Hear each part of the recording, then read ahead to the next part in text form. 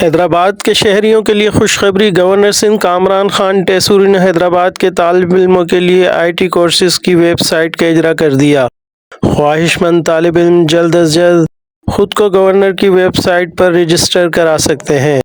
Governor Sindh کا کہنا ہے کہ طلباء کی رجسٹریشن کے بعد IT کورسز کے ٹیسٹ منعقد کیے جائیں گے اور گورنر ہاؤس سندھ کی طرح حیدرآباد میں بھی آرکیٹیکٹ، انٹیلیجنس، میٹاورس اور ویب 3 کے کورسز بالکل مفت کرانے کا فیصلہ کیا گیا ہے۔ بسم اللہ الرحمن الرحیم۔